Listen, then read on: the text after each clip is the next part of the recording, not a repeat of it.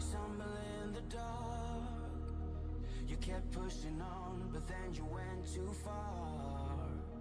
When your ship has sailed and all your dreams are lost, everything is wrong, you feel like it's your fault. Just remember, I will be there for you, baby. Remember, there's nothing out there to get you, don't forget it. When life feels lemons, just call on me. Just call on me. Just call on me. Just call on me.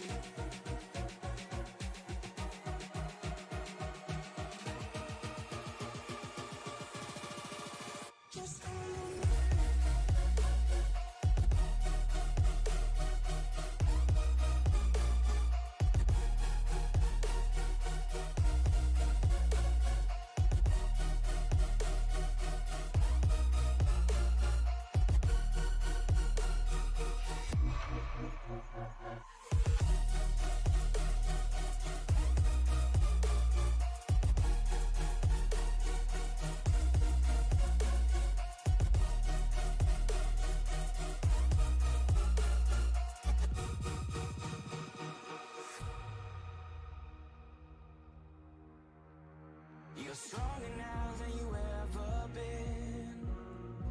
You gotta leave now, it's time to catch the wind. You will climb up high and look through the clouds. And when you're feeling low, I know you'll bounce back. Oh, and just remember, I will be there for you, baby. Remember, there's nothing out there to get you, don't forget it. When life throws lemons, just call on me. Just call on me. Just call on me.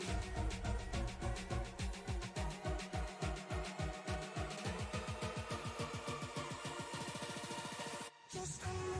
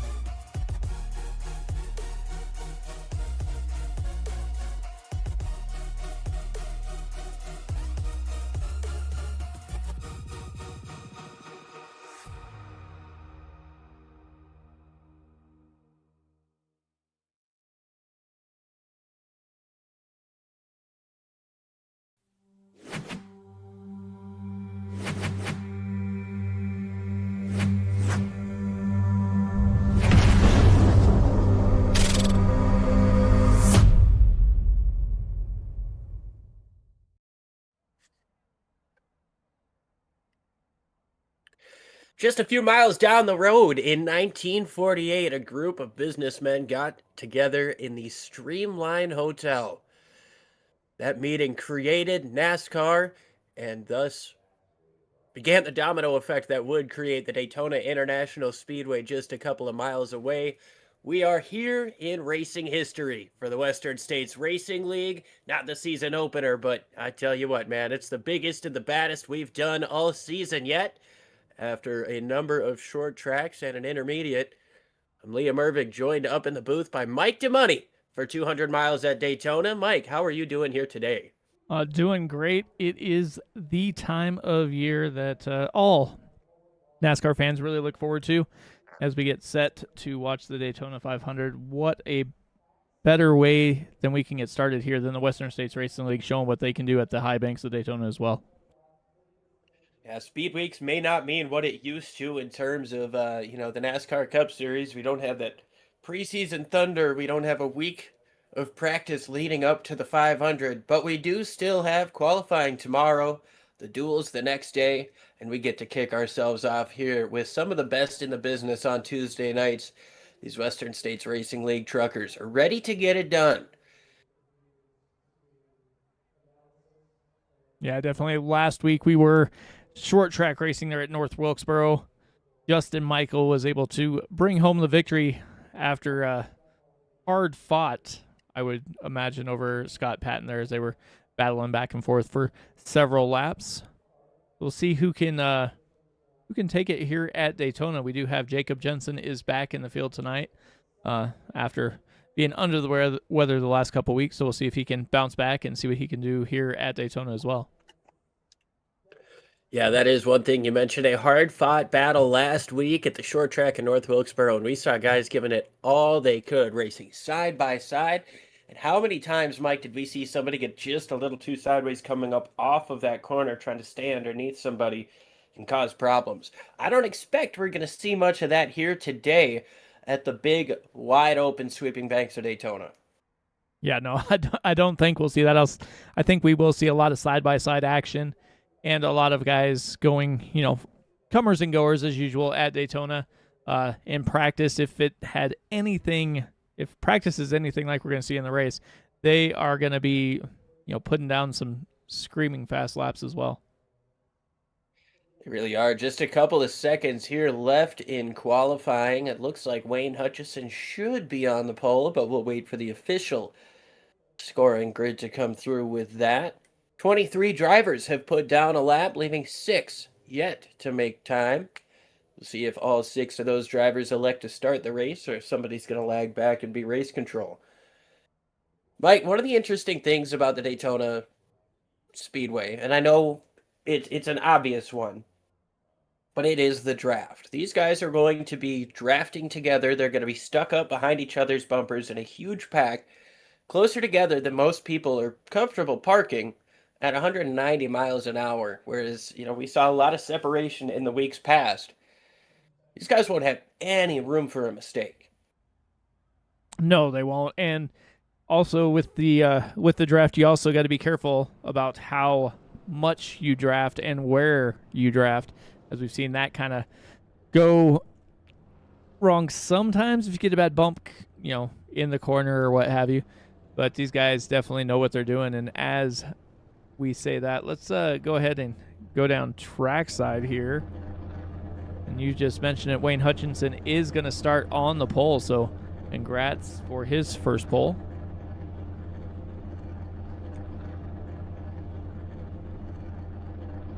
Yeah, he's going to have Bob Beltrami to his outside. Mike, just a quick, what's your room number? Room name? Is it 9? Yeah, we're good. Oh. All right, ready for the grid? Here we go. Wayne Hutchinson and Bob Beltrami going to start on row 1. Row 2, Justin Michael and Earl Weaver. Jeff Wills and Shane Jensen going to make up row 3. Row 4, Ray Partridge and Scott Kukas. Jacob Jensen and David Weaver in row 5. Keith Hovda and Ryan Steele in row 6. Row 7 is going to be Scott Patton and Charlie Widener. Julian Ricci and William Fletcher are going to make up row number 8. Starting 17th is Alan Bergen, and Todd Miles just is outside in 18th. John Kenyon and James Dewar make up row number 10. Row 11, Michael Melfeld Jr. and Dustin Burns. Brian Barnes and Heath Smith going to roll off in row 12. Row 13, Bentley Glazer and Charles Woods. Keith Kellman and Barry Phil are going to round out the field. Oh, no, Wayne Fleet. Oh, wait, we've got a Wayne Fleet. We got Wayne Fleet here. All 29 drivers who are registered for this race have made it onto the grid. We've got 29 ready to rock and rumble as the lights go out here in Daytona. I should say the sun goes down and the lights come on. This is where the brightest shine the hardest. Yeah, they are set to go. 80 laps of action here from Daytona.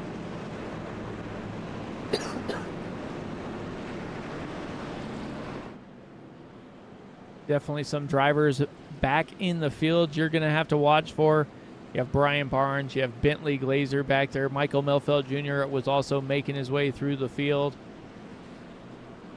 They start in the back half tonight.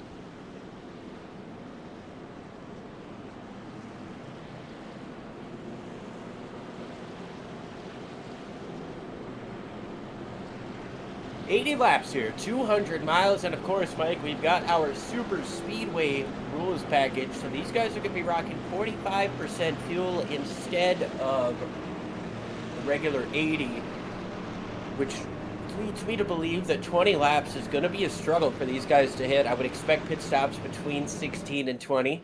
So we're going to have to make at least 3 pit stops, maybe a 4th stop.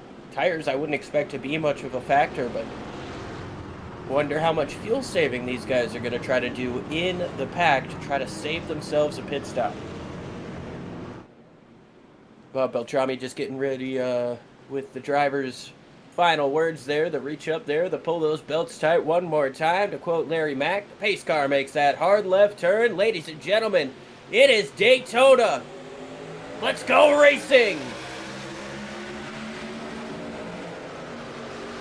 Massive push there from Justin Michael and Wayne Hutchinson as they get out to a very good lead. Bob Beltrami slides down behind him into P3. Earl Weaver stuck in the high side there.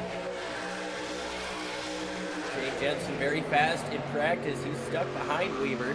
Weaver's going to be able to fall in line. Most guys up front, single file with some separation, but everywhere back in the pack from about 7th on back.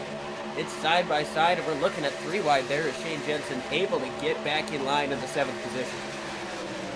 Yeah, Shane Jensen was kind of stuck in the middle there trying to find his way down to the bottom, was able to do it. And that's going to leave Scott Kukas up there on the high side with a little help there, looks like, from Ryan Steele. Mike, look at how much room everybody has given each other already.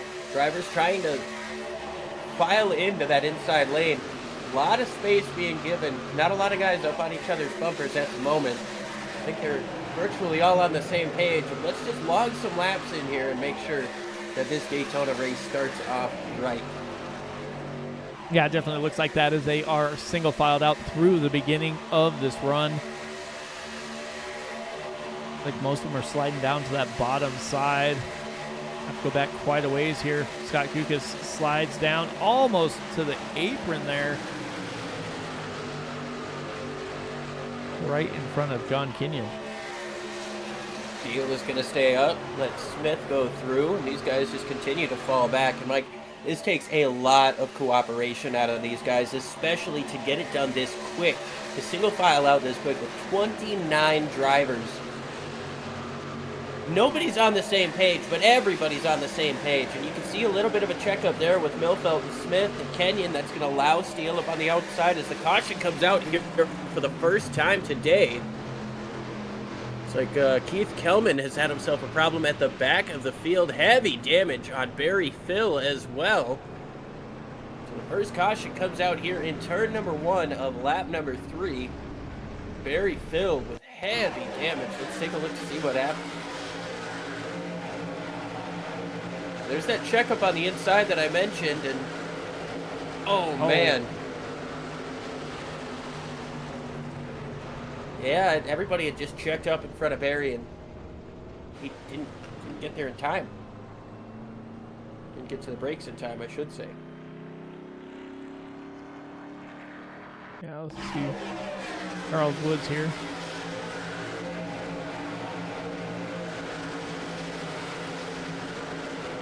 Just nothing they could do. Barry Phil, though, hard into that outside wall. Yeah, it looks like the other two should be able to drive away okay, but the major damage there on Barry Phil, that's likely going to take him out of contention for this race. He's got the purple smoke, or he's got the black smoke, and he's got the meatball flag. It's definitely going to put him down numerous laps. Yeah, he'll be in there for quite a while. Depending on if that did cause that engine damage. Usually if it causes engine damage, you're out for at least probably 45 minutes, if not the race. So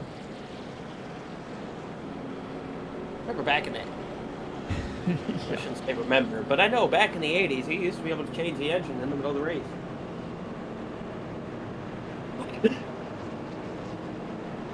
Yeah, and you brought up something with the limited fuel package here. I imagine it's going to be very important for these guys to get down onto pit lane. We kind of saw them working on it in practice, and it was not as clean as it needed to be. So we'll see what happens here with these drivers if some elect to come down, and looks like one might be coming down to. I think they all are. I think everybody's going to come in, top off, try to get those extra couple of laps out of it. Get rid of that green flag pit stop. Yeah, especially if you're going to be right on the edge of making it to 20. Coming in on lap 3, lap 4, now starting lap 5. It's going to allow these guys to take at least one lap off of each ensuing run, right? So instead of, coming in and pitting on lap 20, from lap 4, you'll pit on 23. Then, you come in on 42. And 61, and you make it to the end.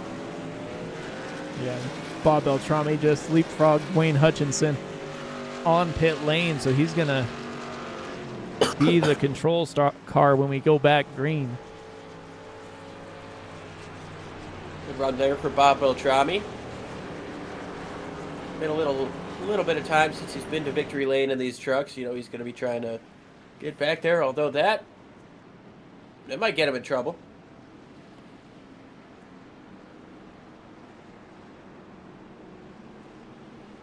Gonna keep an eye on that.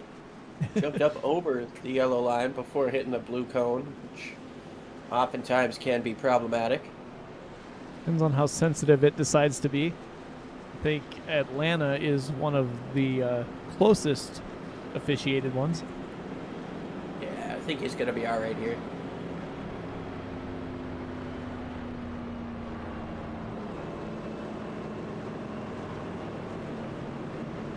Well, the good thing about racing at Daytona is that we get to see these guys at sustained speeds we haven't been able to see all season. The bad side, or the downside, is when they pace, it seems like they're going agonizingly slow. Well, I mean, in comparison they are, but it's just such a big track. These guys are running caution laps here in just under 2 minutes. well, that's everybody. Michael going to come back in and top off. I'll say that's everybody going down pit lane too, but still, like, man.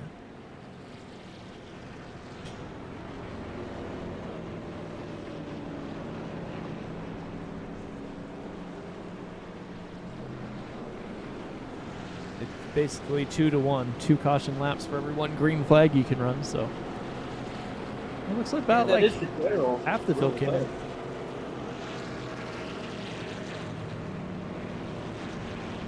We're going to restart single file this time.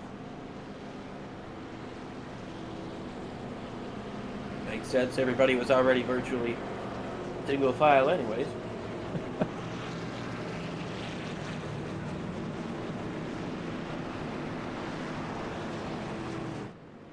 Barry Phil has loaded it up, taking it home. Might stop for a beer on the way out, but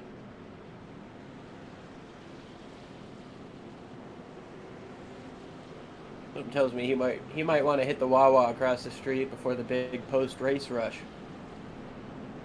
Yeah, he'll have plenty of time.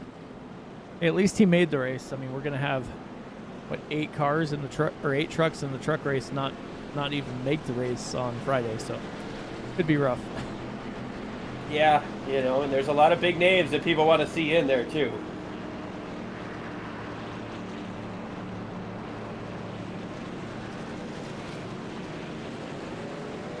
Beltrami giving another little pre-restart speech. Everybody keep it together. Long way to go type of stuff. Everybody single file here throughout the course of turns 3 and 4 at Daytona. Lined up behind the race leader, Bob Beltrami.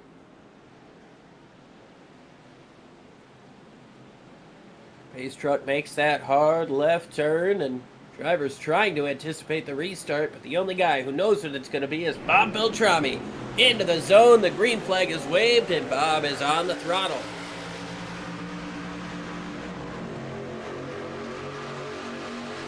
looks like Bob kind of had it timed there when he was going to kind of slide down, not get too far out in front.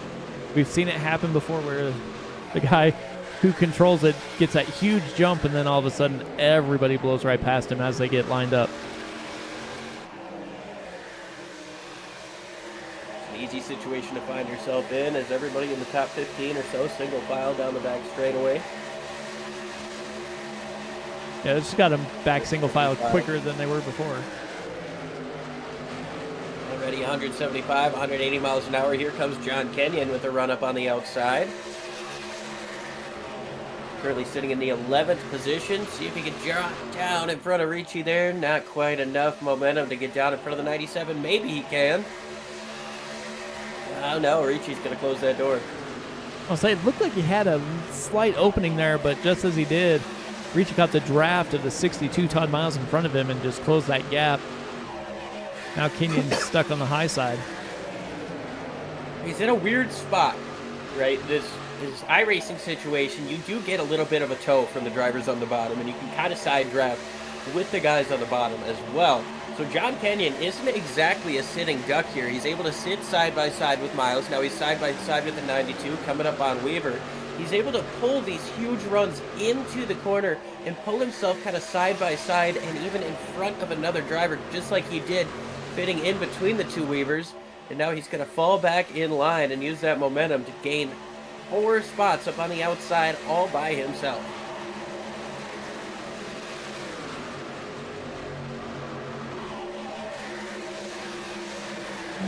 This is where it's going to be sketchy, though, when you see those little checkups there. Dustin trying to get some of that same luck like you just mentioned there. He's rocking the outside. He's got Alan Bergen on the outside in front of him as well. Bergen having a career day here, sitting in 13th place. He's going to drop down in front of Ryan Steele. Try to close in on Julian Ricci. Nice run here for Alan down the back stretch, getting into turn 3. What does he do with it?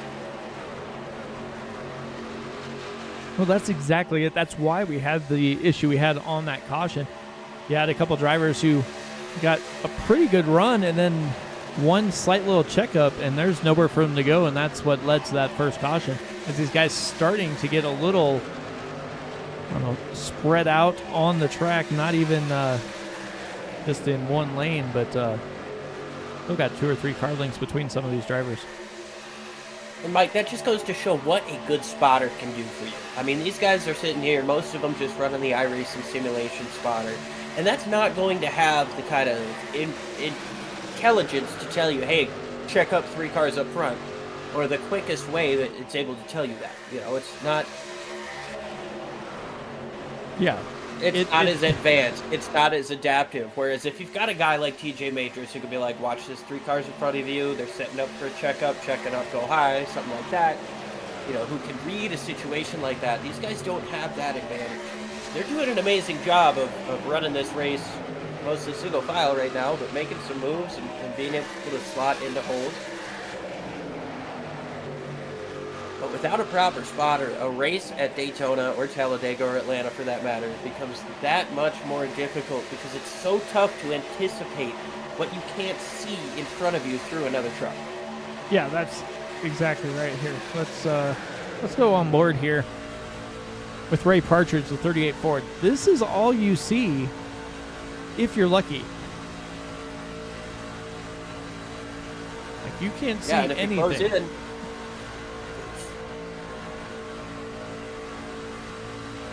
right up on Jensen's bumper here, and for all you know, he could be the leader. You can't see anybody in front of him until right there when Beltrami pokes out.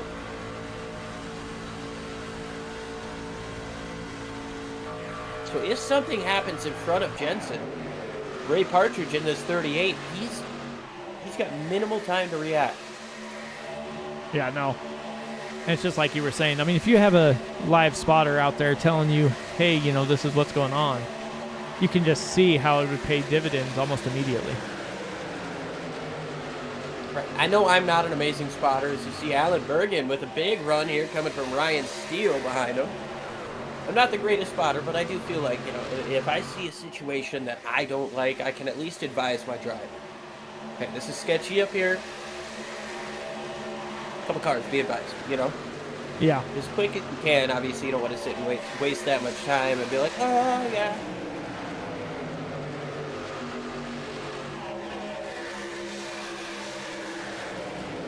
Don't look now.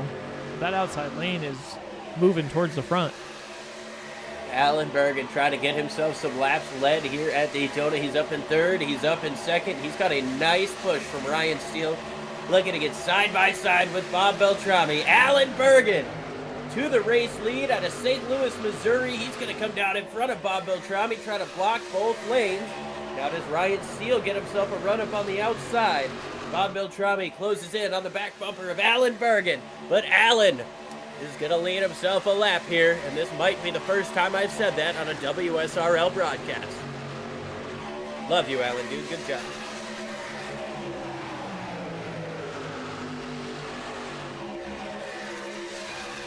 Now sitting in front of Bob Beltrami, he's got Ryan Steele working that outside with Ray Partridge helping him. Wayne Hutchison with the extra help on the bottom side. Not quite able to get to the rear bumper of Steele like he wants to, but Steele going to be able to get that run up on the outside, and he's going to get clear for the race lead, getting into turn 3. Can he clear the 38 with him? Doesn't quite look like it. Allen stays strong on the bottom. Here comes Earl Weaver in the 46, trying to give a push to Partridge, just in case that 12 decides to drop back down, but Partridge stays loyal and stays on the back bumper of Ryan Steele into the trioval. And Ryan still got a huge push there from Partridge. Partridge hanging with him. And that is one thing that you need to kind of pay attention to if you're in this race. Who helped you? Who abandoned you? And that just goes into the toolbox for later. Well, yeah, I mean, exactly that. If you're Ryan Steele, you're thinking, okay, I stayed with Partridge, and Partridge stayed with me. I stayed with Bergen, and Bergen left at his first opportunity. So that might be something he looks forward at the end of the race and says, all right, if I'm in the back, what kind of trust can I have in this guy that I'm going to be able to make it all the way to the front, or that he's going to throw me to the side at his first opportunity? It's a chess game at 190 mile an hour. Yeah, not only that, but here in 8 laps, I'm going to say, we're going to see some pit stops happening, so.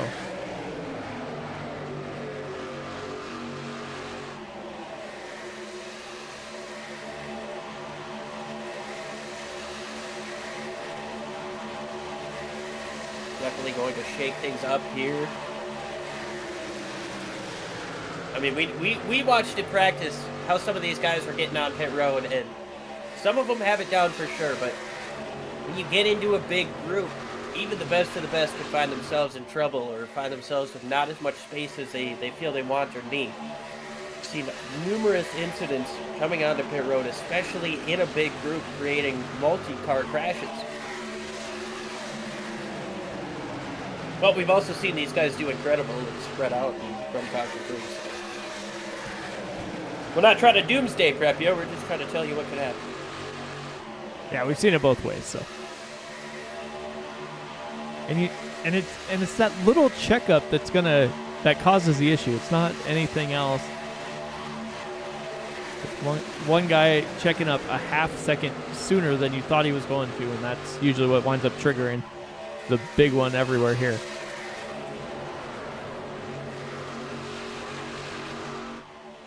It's always in the last place you love. Yeah, usually.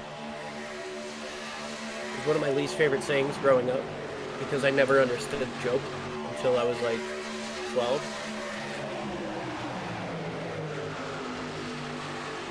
But it does apply to the big one.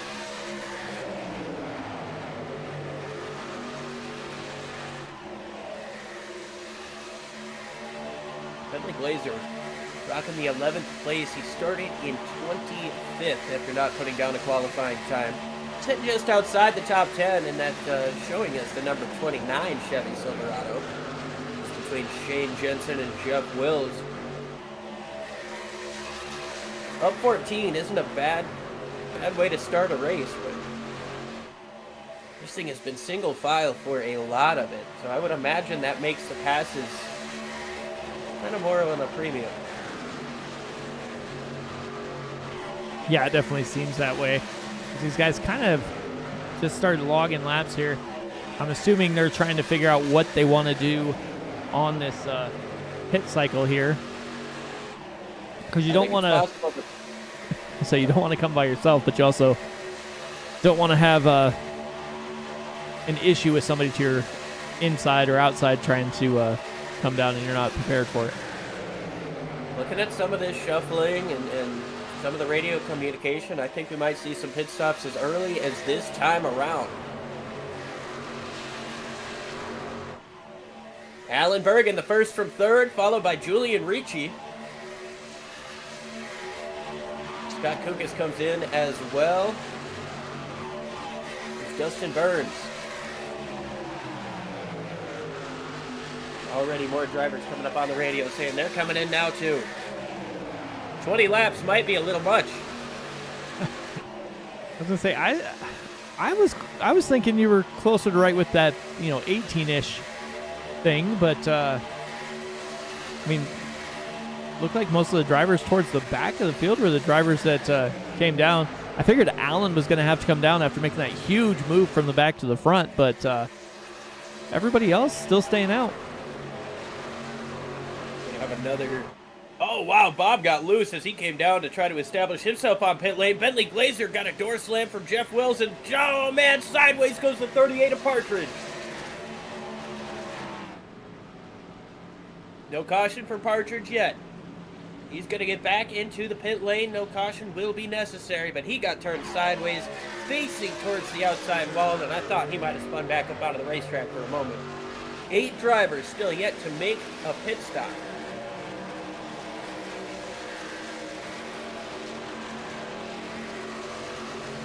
Looks like 2 tires was the call for most everybody who came in under that first cycle. Yeah, definitely. Ray Partridge going to be sitting on pit lane for a while. He got a black flag for unsafe pit entry. We'll go back and take a look at that momentarily after these guys come down pit lane. Widener a little quick entering. I thought Shane was going to be too fast. I thought that 64 of Jacob was going to be sideways. He was able to pass 3 cars on entry and get right behind his father Shane. See if they can stay together coming up off of the pit lane and work their way back up through the field. Now Ryan Steele is going to take over as the effective race leader. Bob Beltrami has a huge push from Bentley Glazer and about 3 seconds back to the next driver, that's Earl Weaver. So separation has definitely found its way here into the beginning stages of this Daytona 200-mile event. Yeah, it definitely looks like that as you see the drivers coming off of pit lane. The first group of drivers to pit are back here. Looks like 16. No, he is not. 97. Julian Ricci. This is one of the drivers who came down on lap 19 with Alan Bergen and Dustin Burns, but they are not really making too much time there. Almost. I think Alan should have stayed behind seconds. that 97, tried to push him. They've got a group of cars behind him. He's able to get down in front. He's got to be able to hold that line. And you got to start closing in on these guys in front of you. You lost a considerable amount of time.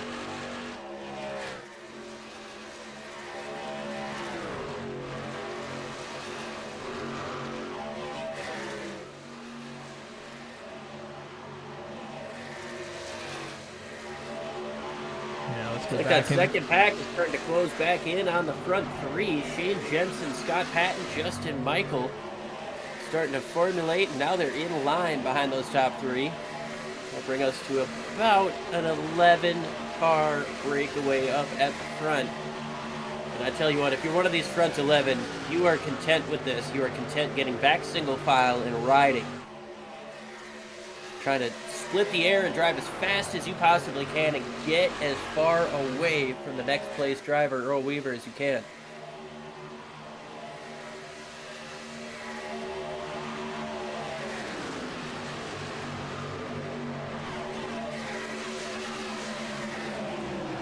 Scott Patton goes to the outside.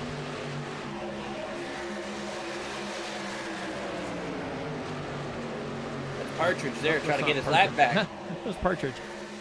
Partridge getting his lap back right now the hard way. He got a nose out there, but now he's got no help. Oh wow, he's actually up front, clear for the lead lap.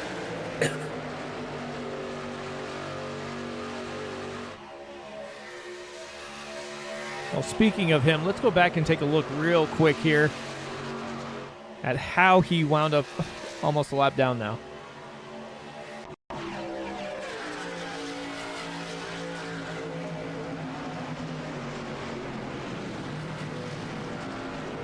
Oh, just got loose all by himself.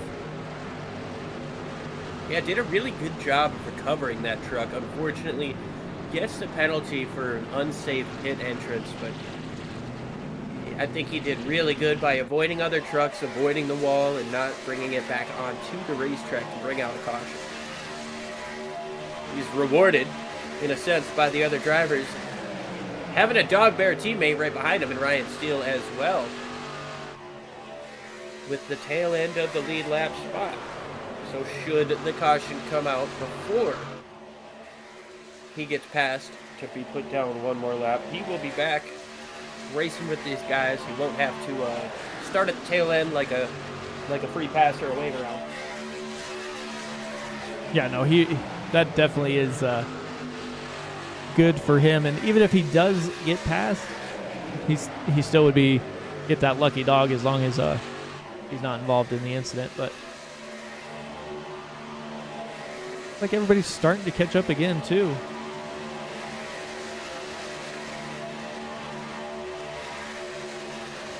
Group's just over a second back now. Yeah, Weaver's starting to close in just a little bit. He's going to need the help from Hutchison to stay right up on his back bumper. Now he slides up the racetrack. Hutchison has to check up to stay with them, and that's not what you need if you're trying to close in on these guys. If you're Hutchison, you just got to drive through. John Kenyon's quick. He's got a rocket under that Granger 88. Looks like a new paint scheme this week as well. Yeah, it definitely does. And up front, they're dealing with, looks like Keith Kellman, as he's up high, going backwards in a hurry.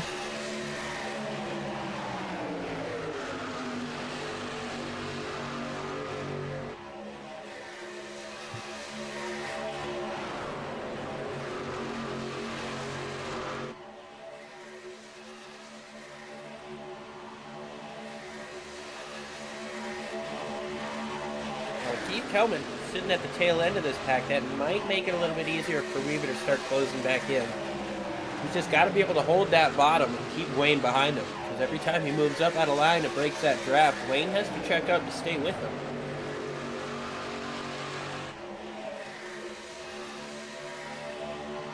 Oh, they got him now. They got him now. Look at this. Weaver's got himself a tow from the tail end of Keith Kelman. Now all of a sudden, this pack becomes a pack of 17. Moved a little too soon, did Weaver there. And Hutchinson looks like he's just going to leave him out to dry. You can only leave the bottom open so many times, I feel.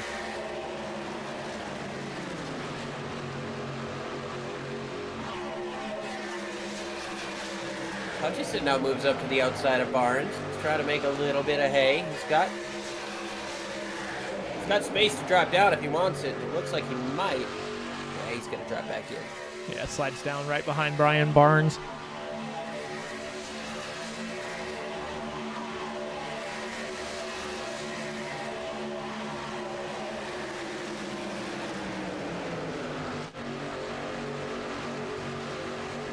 This second group led by Alan Bergen, and they're about 10 seconds off of the pack.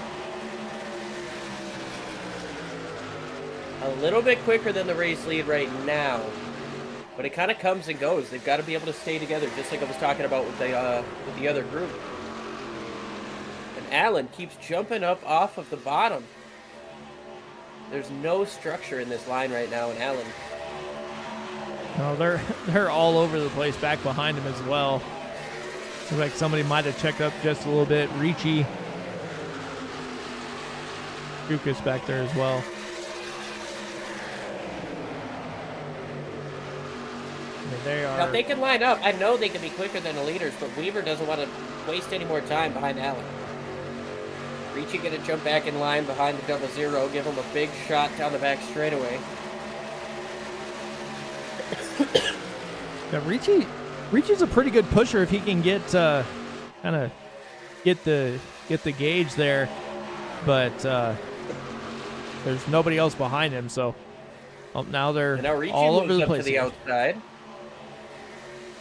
Guys, when you're not side by side, you're faster.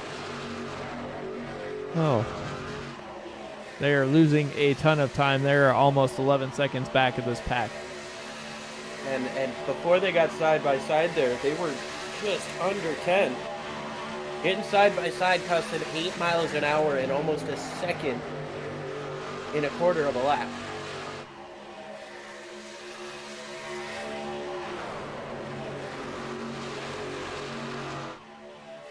See if those guys can get back lined up. But back up front, it is still Ryan Steele, followed by Bob Beltrami and Bentley Glazer. Don't adjust your TV sets, because that driver in front is Ray Partridge on the tail end of the lead lap, rocking the 27th position. He's got a Dog Bear Racing teammate behind him, trying to allow him to stay on the lead lap, just in case we do get that caution flag before the next set of pit stops. Right now, everybody's single file and playing very nicely all throughout the field. The caution does seem to be unlikely at this stage of the game. No, but they are coming up on some pit stops. I'm going to say within 4 or 5 laps, depending on how hard they're running here.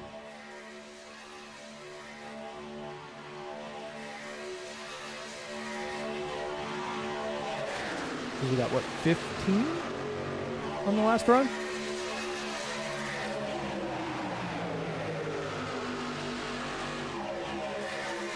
$16 or $17 with the caution flag laps if they stretched it. But first drivers came in on 19 after going green on lap 5.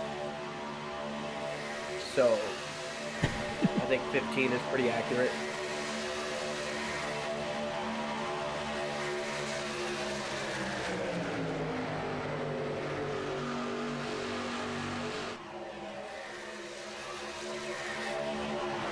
The sun has gone down.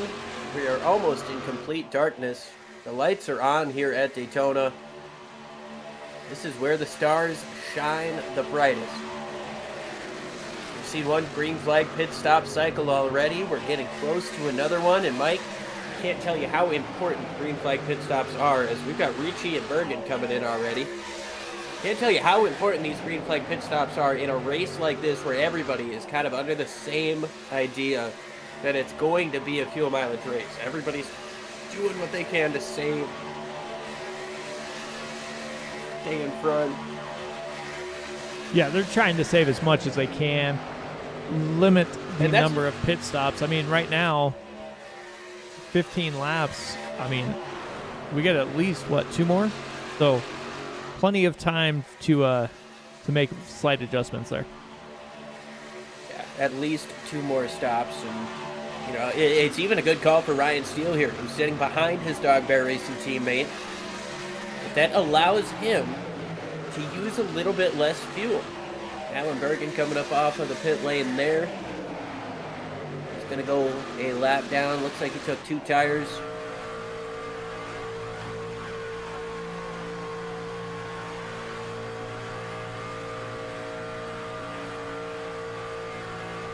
See some more stops coming in this time around.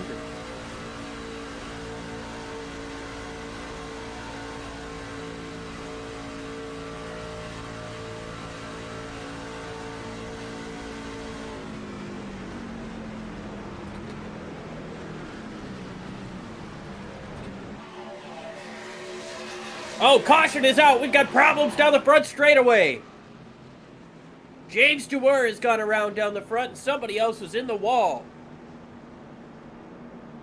Bob Beltrami, Ryan Steele, Hutchison, Wills, Kenyon, Earl Weaver, Bentley Glazer all going to be allowed to continue their pit stops as they were already on the pit lane as the caution came out.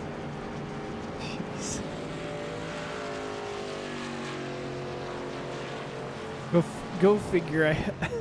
We go and look at the pit entry, and we have. Well, we can see it on the left side of catastrophe. our screen there. There's one driver that was back sideways, and I believe the 44 got involved as well. Let's take a look here at James Dewar. Oh, Oh man, maybe Wills was trying to get into the pits, and yeah, it was James Dewar in that blue number 44 Nice Motorsports looking machine that unfortunately got the tag and hit the wall head on. Jeff Wills, the creator of that contact. So what's going to happen? He's going to start checking up here on the outside and try to make it down. And at this point, the caution is out. So these guys did enter a closed pit. Not sure about the drivers in front. yeah, you can't pit from the outside row. No, I saw Quinn Huff try it once. And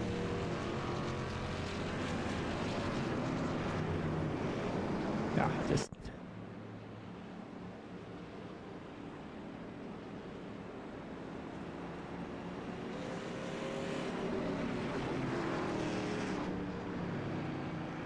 So really, the drivers that helped were the leaders.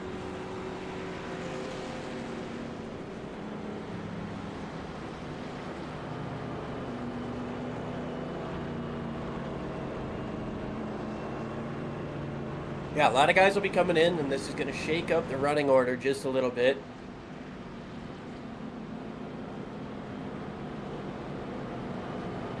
Alan Bergen going to be able to take the wave around, and he did just make his pit stop, so he's not entirely going to be hurting.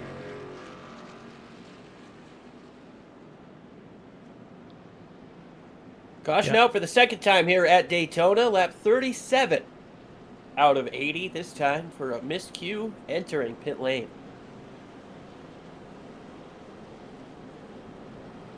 And they should get the wave around.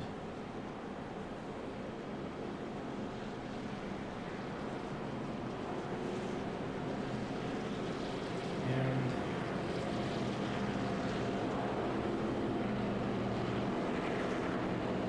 not sure if Ray Partridge is going to get the lucky dog or not.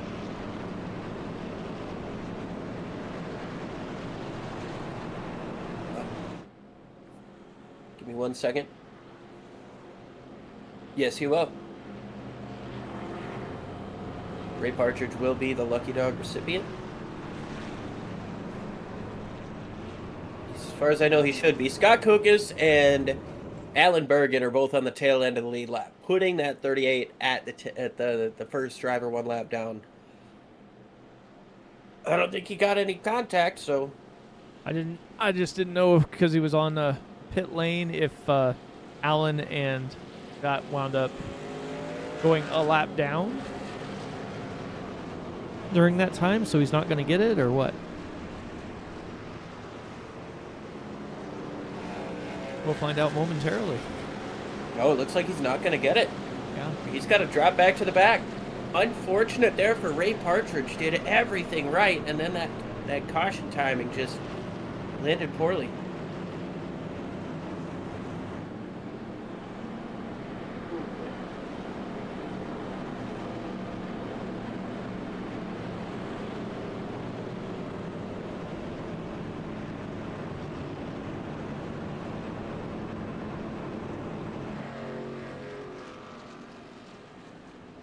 Mel Felt Jr. and Heath Smith both in and out of pit lane.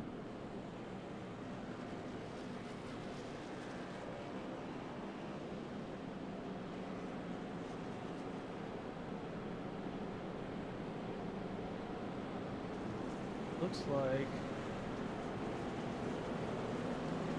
Todd Miles has a black flag.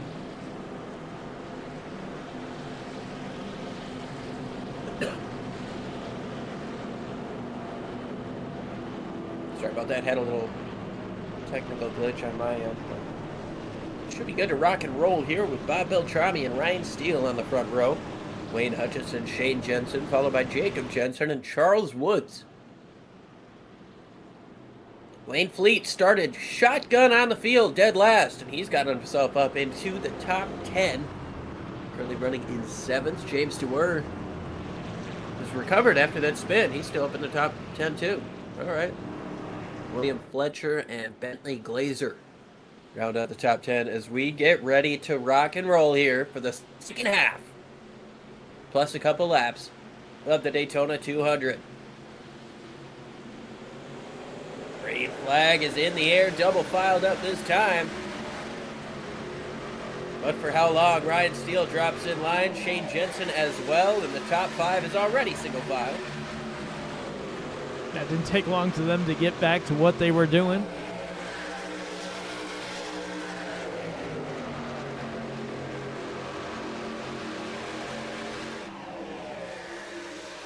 Yeah, these guys are all working together to get single file. This is co-opetition. DW's favorite word. Let's all just get in line. Let's make it to the end. We'll let mistakes happen naturally.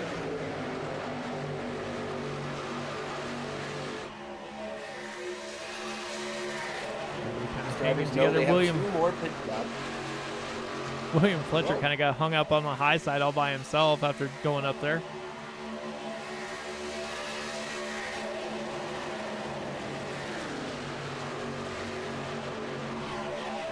Yeah, he is going nowhere in a hurry.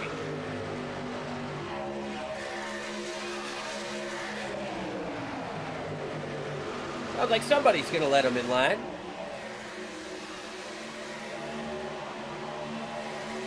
And the Western States Racing League Parade of Florida continues on here on lap number 40. Coming to halfway this time around. I say parade jokingly. I've watched a Monaco Grand Prix, and that's a parade, okay? This is action. These guys are trying to slice and dice and figure out where the best spot is to set themselves up for this chess match. And you can see this second pack here led by Scott Patton and Charlie Widener. They are trying to figure it out. They are trying to line up and move forward, try to close in on this pack in front of them. Because as of right now, they've got about 2.5 seconds of separation.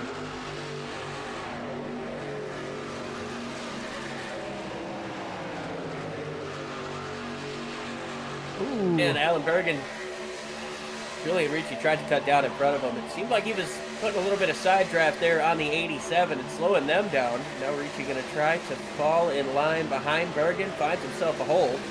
Justin Michael going to close back in on Heath Smith as there's Todd Miles in the 62. He's going to fall back in line here. Todd Miles currently sits 1 lap down. Yeah, Todd Miles had that black flag, came down pit lane, had to spend an extended amount of time there. That's one thing iRacing has never been forgiving on is serving green flag penalties under green flag. Yeah. I know in NASCAR, if you get a speeding penalty and the caution comes out right away, your tail end along the line, they deal with it that way. But in iRacing, nope. You've got to wait until the green flag comes back out and then serve your penalty. Yeah, it looked like it held him in his pit box for almost a minute, so.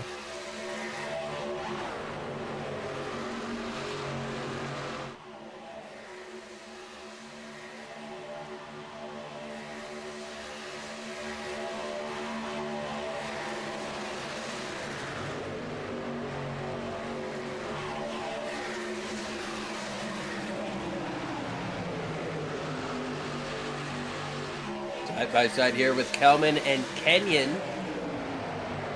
William Fletcher up on the top side of Weaver as well, trying to work their way back up through to the front of the pack where Fletcher was a little bit earlier before he got stuck up on the outside. Now he wants to try to make that outside work with John Kenyon, driver that we know has been able to work the outside all by himself earlier today. Right now it doesn't seem to be. Well, now he's side drafting Kelman and getting a little bit of pull from Weaver in front of him, so it might be working out in his favor. They just got to stop the side draft for extended periods of time and try to make it. Yeah, he's trying to get that in line. Get at least some of the draft off of David Weaver so he can kind of close in and then see what they can do together as Weaver caught Dustin Burns' draft. Don't look now, but Scott Patton's group with Charlie Weiner, they seem to have kind of figured something out. They're starting to close back in on the tail end of this group. Could they potentially try to make things side by side, or are they just going to ride in line behind? Got a lot of questions to be asked in this chess match.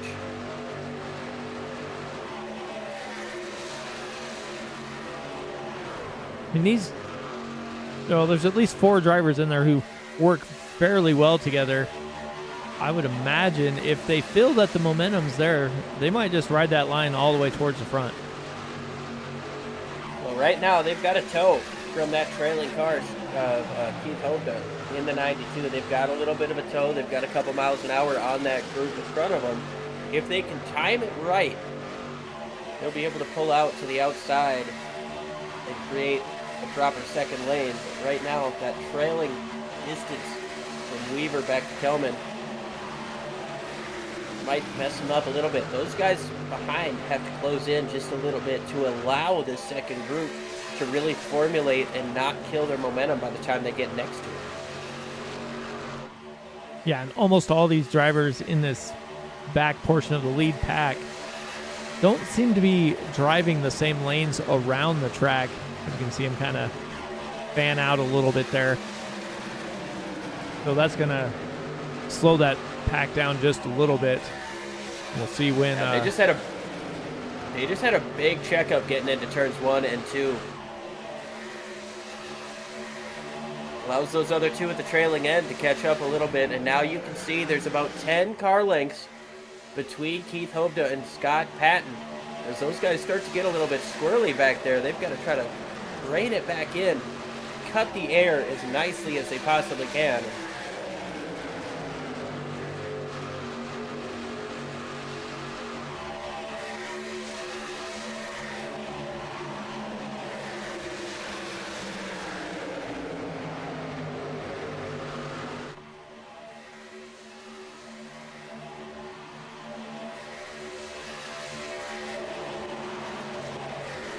Oh yeah, they've caught up now.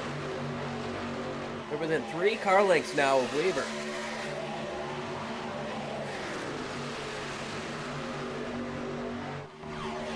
And they are closing So far, they're in. staying in line.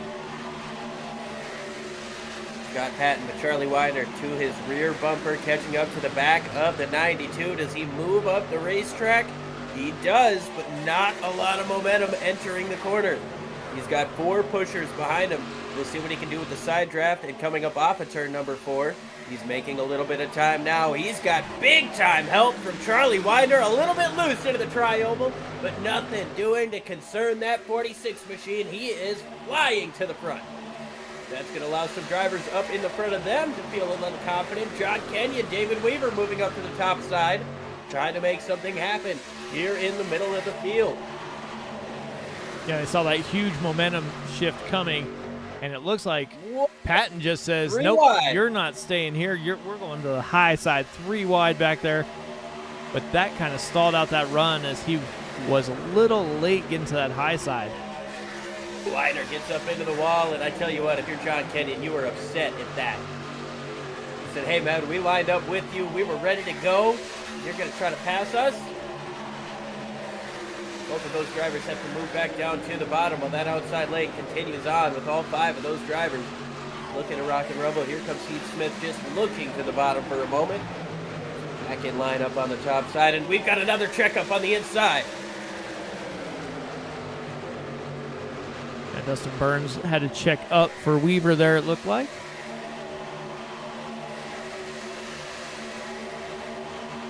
Keith Kelman calling out that he's coming down pit lane.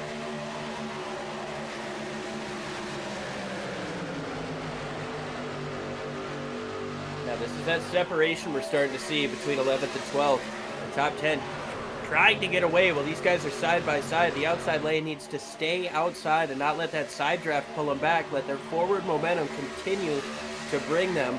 And then once Scott Patton starts to get side by side with Dustin Burns and the guys in front of him, that's when they got to start trying to use that inside toe and pull away from the side draft into turn number 1. They've got a lot of momentum.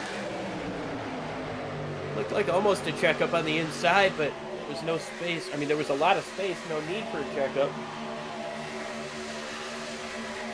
Big time momentum here happening on the outside.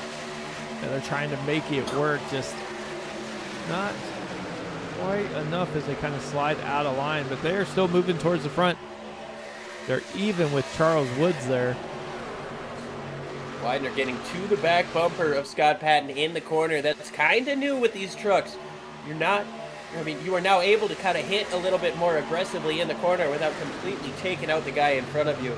These trucks used to be a lot more sensitive to those contacts in the back of the corner, but a little bit better now. It's not a complete failsafe. You can see even there Scott Patton getting a little bit loose from the contact from the 95, but these guys do have the ability to at least try to push each other in the corners if they have enough trust with the driver behind them. Yeah, and everybody's going to be thinking about coming down pit lane this time or next. You're in that outside lane. You're hoping all the drivers on the inside head to pit lane this time by so you can get a clean run towards the pits. We'll see what happens as they start to break off. Small group up at the front starts to come in this time. We've got 30 laps to go. Meaning it's a 15-lap run for anybody who came in this time. Now here comes Scott Patton. Everything kind of fizzled out with his outside run. Charlie Widener looking back to his outside. Ball's back in line once again. Patton was able to get from outside of the top 15 all the way up to 4th before those pit stops started. And now, ball's back in line. 98's going to come in this time. We'll see who comes in with him. 8 and 64 coming in this time as well.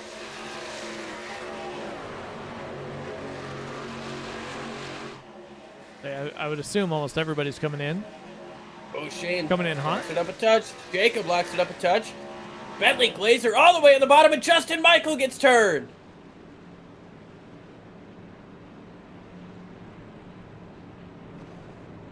In contact with Heath Smith, and James Dewar sends Heath Smith headed towards the outside wall. He's going to be able to drive it away, but tough break there. Justin Michael contact with Wayne Fleet there on the entry. Neither one of them is going to be happy with the other one.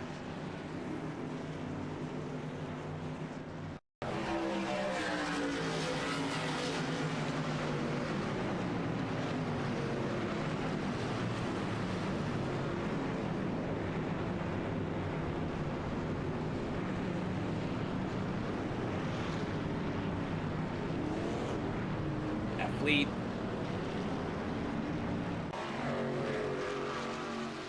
I'm going to say that was a little swipe back on purpose, but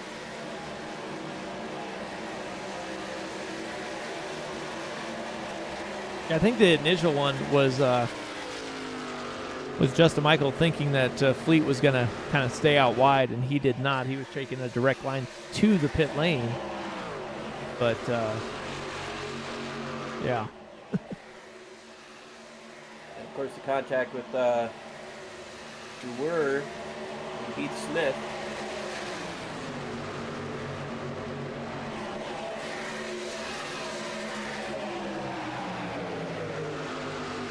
And that one's a little odd because it looked like they were right close to the actual pit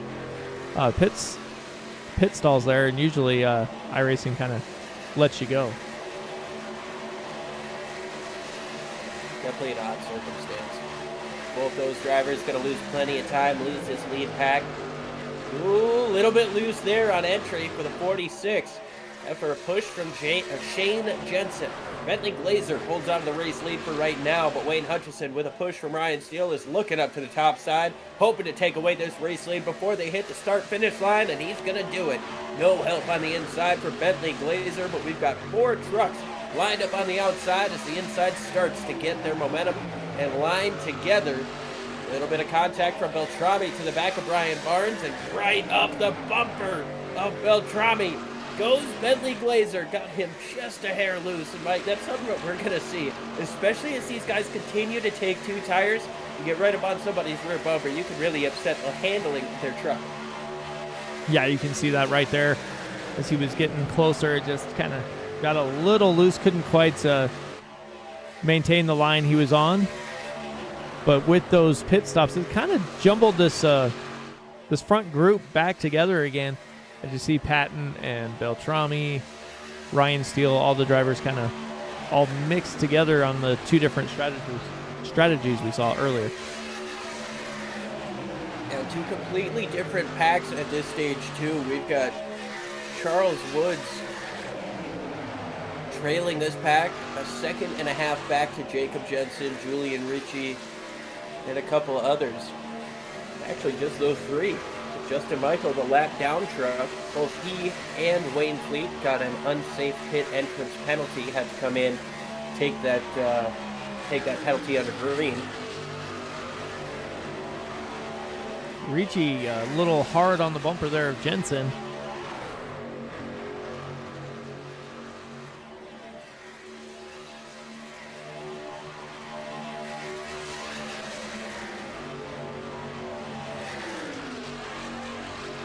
If you're Jacob Jensen and you see that in your rearview mirror going back and forth, how nervous do you become? I'm not. I'm looking out the mirror right now, or I'm looking out the windshield right now. Those guys are a second and a half in front of me, almost 2 seconds in front of me. They're getting smaller, and that's a problem for me. If that truck getting me upset is going to make those cars in front of me get bigger, I can deal with it. I'll just try not to look as much as I possibly can without getting wrecked. Although I would say I feel a little bit better with the 87 behind me than the 97, just based off of this scenario right now, and maybe Jacob feels the same.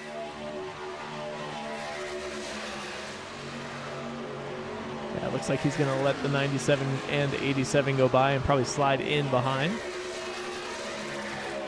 Well, it looks like my analysis was wrong.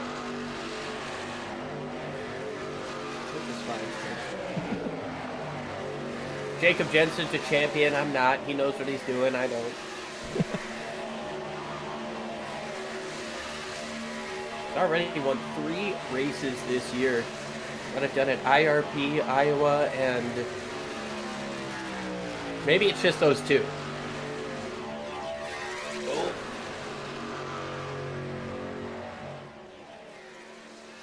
Yeah, IRP in Iowa this year. Last year, got up to 3rd at Nashville and then didn't show up last week due to being under the weather.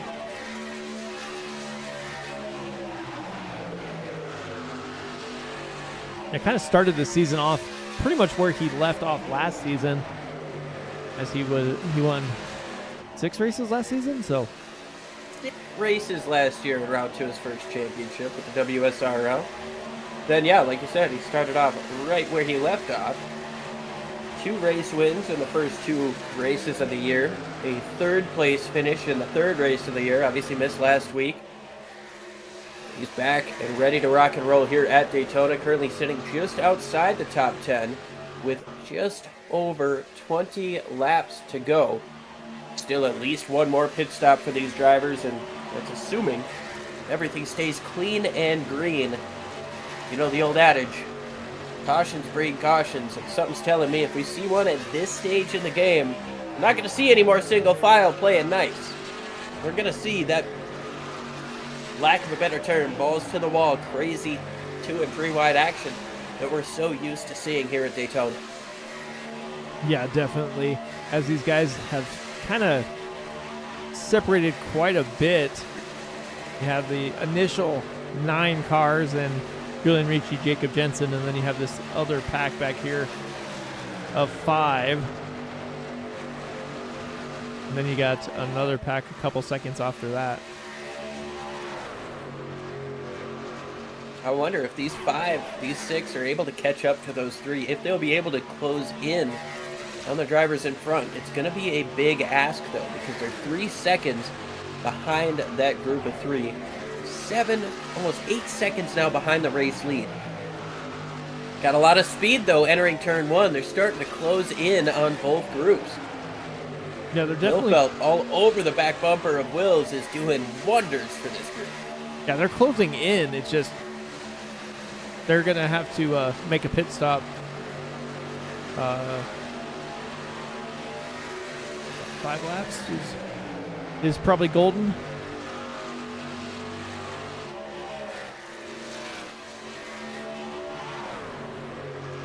Yeah, if you can make it 5, come in 5, and hope there's no green-white checkers.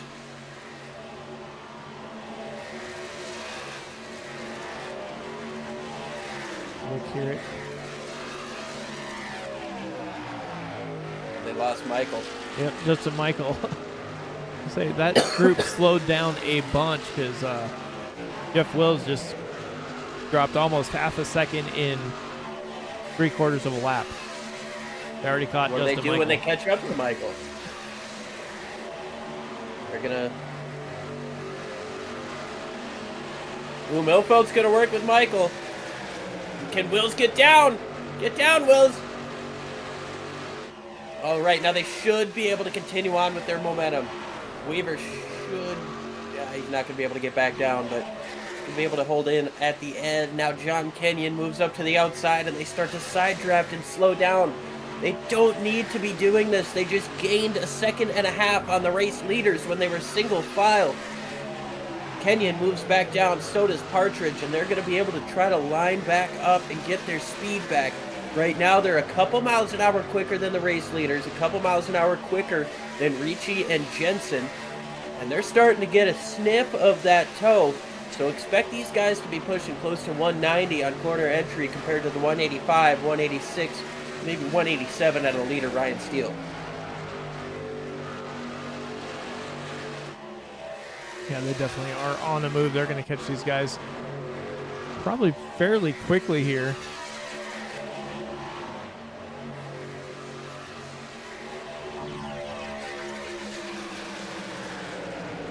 A little bit of left rear damage on the one truck of Heath Smith. Back to the wheel.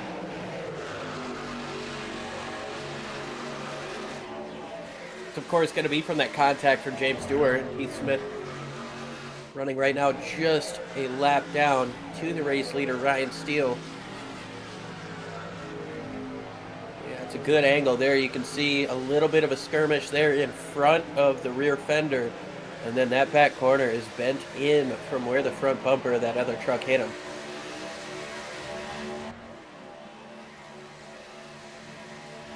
That's why you see Wayne all over his back bumper, but these guys still losing time to the 7 in front of them. Yeah, they just can't quite get that gained back in there, but Well, Mike, I'm going to say if you pit now, it's a maybe. If you pit next time, you can for sure make it to the end, barring any green-white checkers. These guys are getting right into the window for the money stop. And the question is, do you take tires? Do you take fuel only?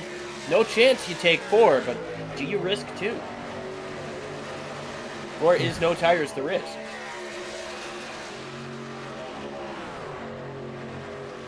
I think as long as you're filling it up, you throw whatever tires you can in that amount of time and then go from there. But you're going to want that thing full, though.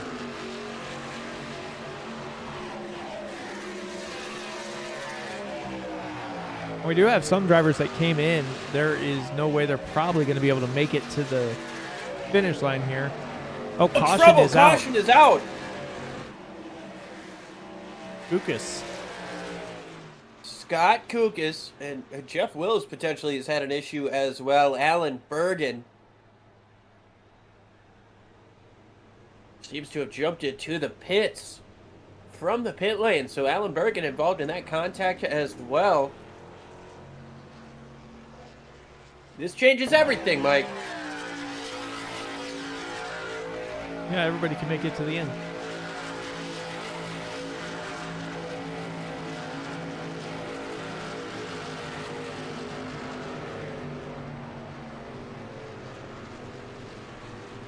Oh no, the caution was already out. Was that for Jeff or was that for Alan? I don't know. Let's see what happened with Alan. All right, disconnected.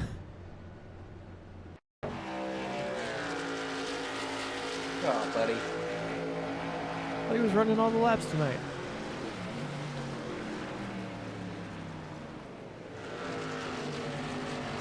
I'm not seeing what the caution was for. Potentially for Jeff Wills? Otherwise, I'm about to jump around. Oh, there we go. Both of the Weavers, Jeff Wills, turned around at turn number 1. They can get another angle at that. Oh, Kenyon Kenyon and goes Jacob down. Jensen get together. David Weaver comes down across Wills and slides up and collects Earl. Earl does a great job of keeping that thing straight. Jeff minimizing the contact. The 3-car incident here with less than 15 laps to go brings out the 3rd caution of the race, which should allow everybody to make it to the end. No more fuel saving, boys. And I got to assume we're done with that let people in single file game. Kenyon with some severe damage to the right side of his machine. Yeah, Kenyon tried to get down in front of Jacob Jensen or behind Jacob Jensen and just mistimed it.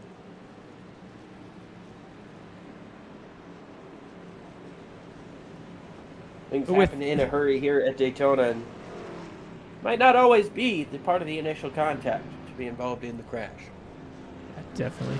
But with that, let's play our mandatory commercial here real quick while they make their pit stops, and we'll be back in 30 seconds.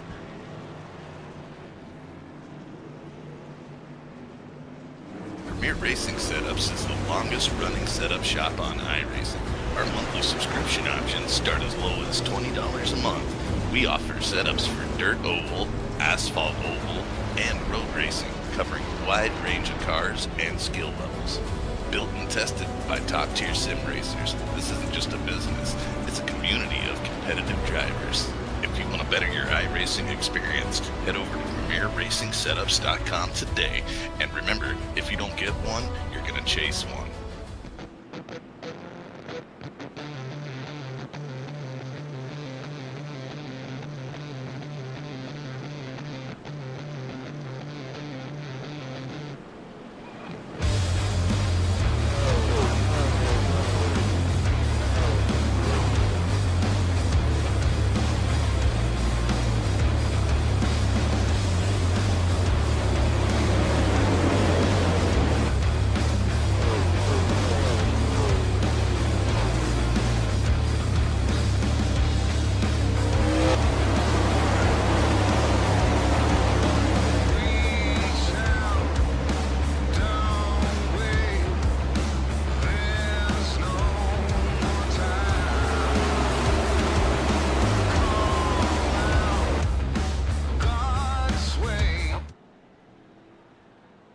All right, everybody, welcome back. Didn't miss anything as we took our quick commercial break.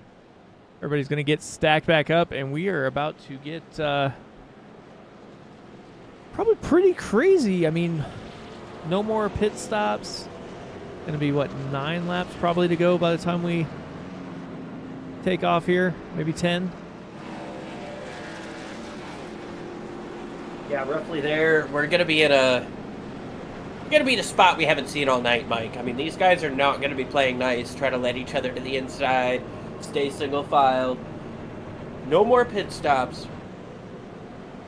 These guys are going to be balls to the wall, just trying to get every position that they can, and we're going to see some bumps that might end up going wrong. We're going to see some bumps that definitely go right.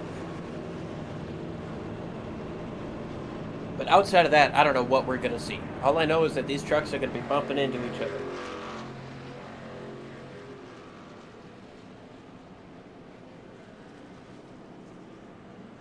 Lights are out. We're stacked back up, coming down the backstretch. Bob Beltrami and Bentley Glazer are going to lead us to the green flag.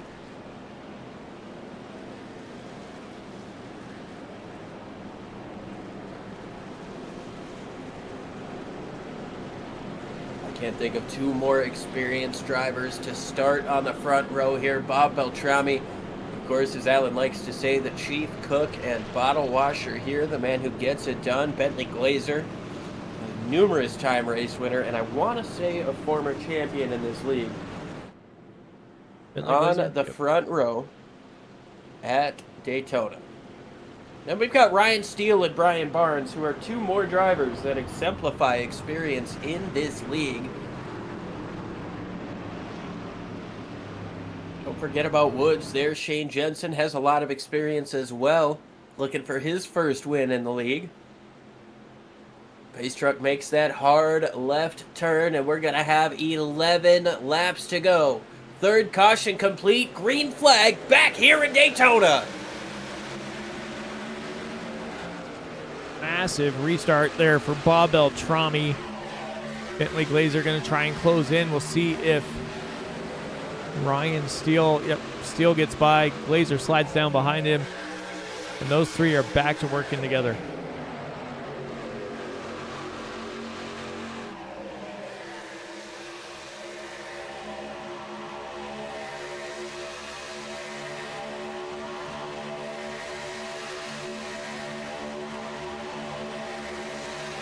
Isn't it amazing just to let those trucks wind up and hear the sound of them getting up to fourth gear, getting up to 175, 180 miles an hour into turn number 3. Coming up off of turn number 4 to 10 laps to go. We've got a big run up on the outside. Brian Barnes being pushed by Shane Jensen, getting a little bit squirrely there as the top 3 stay single file inside. Looking at a move to 3 wide with Scott Patton. Widener moves down, and Ricci does to try to avoid any potential contact, but everybody gets through clean and green. The outside has a little bit of a loss of momentum going through turns 1 and 2.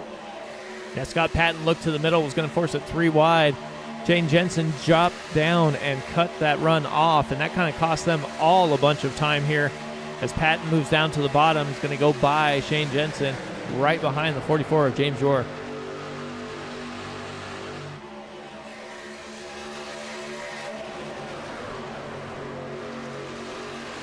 Gets up in front of this outside lane, trying to get a little bit of help from Barnes and from Jensen. The contact made there. Jensen right up on the rear bumper of Brian Barnes, and that's a really sketchy spot to hit somebody on that left rear. Now Shane's going to jump in behind son Jacob down on the bottom and hope he's got it up. Ooh, a little bit of a check up there with James Dewar and Scott Patton. Allows Shane Jensen to get right back to the back bumper of Jacob. James Dewar now moves up to the outside, trying to take away the 4th place from Julian Ricci. Using that run from the outside, Ricci going to try to move up in front of him. Ah, man, Scott Patton, huge run down the bottom, moves up to the top to try to get next to Ricci, and he's going to be followed by Jacob Jensen, who gets loose on the switcheroo up top. That Jensen slid up behind Patton, couldn't stay with him, and that's going to slow that outside line down quite a little bit here. Bentley Glazer looked to the outside, and he is going to go to the high side. Charles Woods not going with him, though, and that is going to... Ooh! Ryan Steele slid up right in front. Barely made it through. Yeah, Steele saw that 29 up front and said, hey, I might have a chance to take the race lead. He moves up, he takes it, and he moves back down in front of Beltrami to cover that bottom lane. Can he try to cover them both as these guys are starting to really get up each other's bumpers now? Steele back up to the top, trying to get in front of Bentley Glazer as the 92 comes up off of the pit lane after serving a penalty. That's Keith Hovda. He's going to stay out of the way and not cause any problems here. Looking forward, though, Ryan Steele still the race leader. Glazer able to get clear for 2nd. Scott Patton clear for 3rd, and Beltrami falls back to 4th. Jensen tried to make that high line work, and he is losing time back to 6th, and we are under caution again. Looks like Heath Smith. Trouble in the back of the pack. Heath Smith has heavy contact with the right side, and he is down in the grass. Looks like that truck got turned right into the outside wall, and that's going to be some hefty damage to that Skull Classic for one machine. See what happens to Heath here.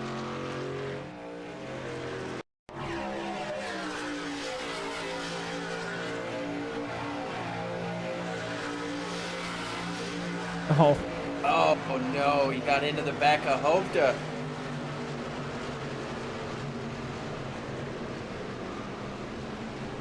That is an odd circumstance. I'm not sure if he just didn't know the lapped car was coming when the truck in front of him moved. Contact brings out the 4th caution of this race here on lap 75. Mike, this could set us up for a 2-lap shootout. This might not be overtime, but it could be a little appetizer.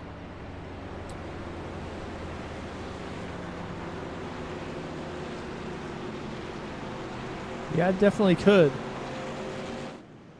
And I don't believe anybody should have to come to pit lane. I think if anybody does, they'll be outside of the top 10. Lead lap cars outside of the top 10, just hoping for green, white checkers. With that caution, with 14 to go, though, I think most everybody should be safe for one. I would assume for one, yeah.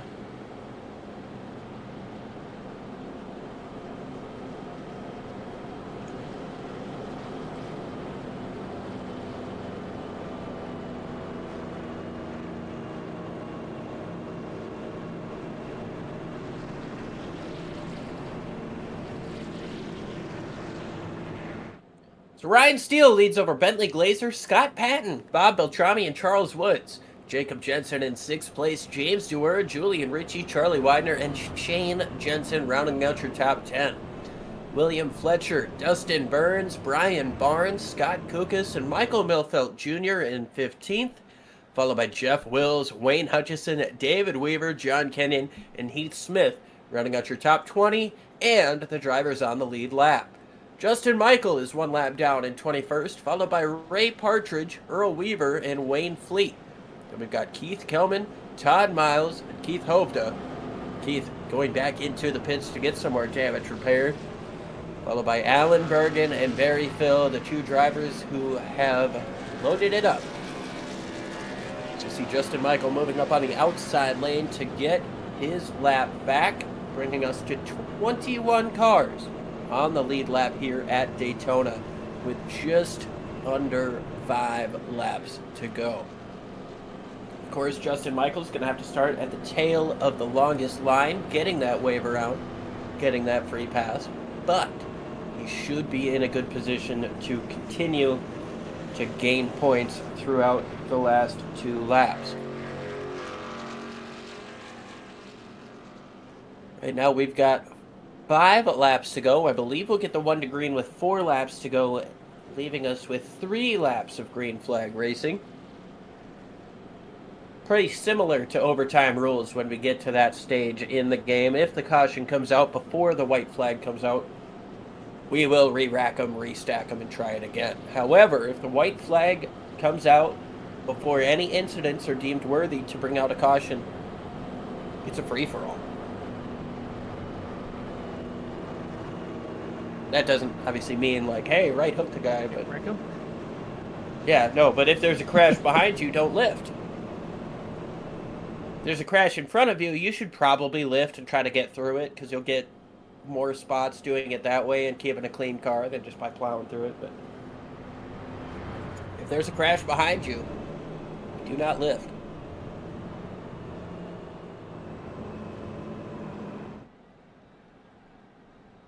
Should get the 1 to go.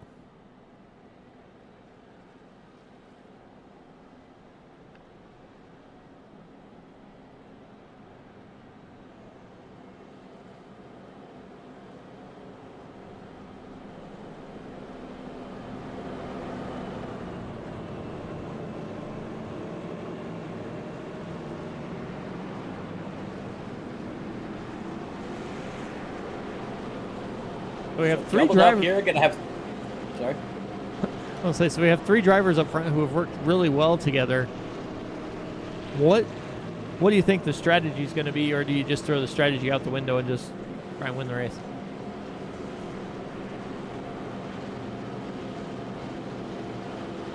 Well, that's tough, man. I know if I'm leading the race and I've had one guy pushing me the whole time, I'm going to feel a lot better in front of him than I'm going to feel in front of anybody else. But at the same time, that is the guy I'm most worried about beating me. And in this case, it has been Bentley Glazer behind Ryan Steele. Ever since they took over the race lead, Bentley has been all up Ryan Steele's bumper, trying to push him forward and keep himself clear so that he can move up and make that pass if and when he needs to. So if I'm Ryan Steele, I'm hoping the 29 can get behind me because I know he can keep me in front.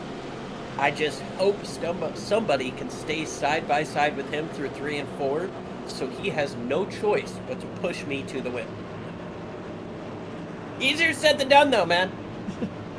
Yeah, it definitely is as they get going here.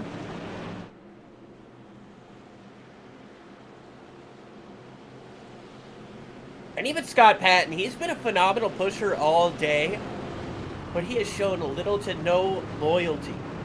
He is a guy who will take any opportunity that comes his way and he will block what he needs to. He is not a guy that you want behind you because you know he's going to take the first advantage he can. Base truck makes that hard left turn. 3 laps to go. 7.5 miles. Ryan Steele leads him down. Green flag back in the air. Green flag back in the air. Scott Patton trying to hang right with Ryan Steele, knowing that the 29 wants to get down. He does not. He's stuck up in the high line. Bob Beltrami down to third as he slides in front of Bentley Glazer. How long does Patton wait to make his move? Bob Beltrami able to get clear for third. 4th place is clear as well. And it looks like Woods is going to be the first one to move up top with help from Jacob Jensen. Hello, Jensen. Oh, trouble! Scott! Problems! Charlie Winder was around. Julian Ritchie went upside down. That looked like it was going to be a lot bigger. And I don't know what Scott had to do with anything, but Scott Kukas made it through.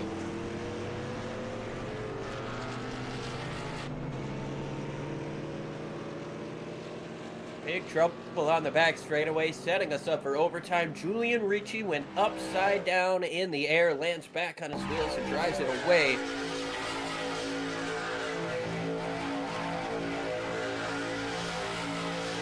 Little contact from Shane, turns them both sideways, and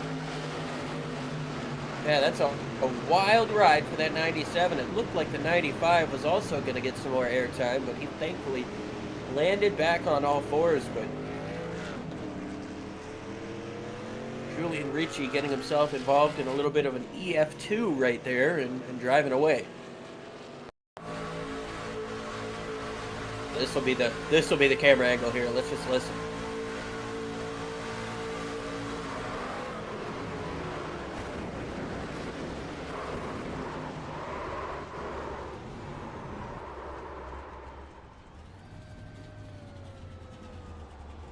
Yeah, sounds like he just shifted her into neutral and maybe was just holding out of the clutch and praying for dear life, but either way, dropped that thing down to her near idle. Well, I know 953 doesn't look like a great idle, but he's still driving the race car. So that's a plus. Yeah, still moving.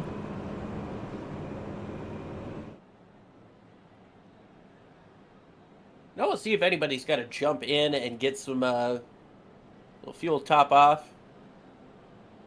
I would expect, obviously, the 95 and 97 to come into the pit lane, but outside of that, these guys really didn't have a lot of green flag time that last time around.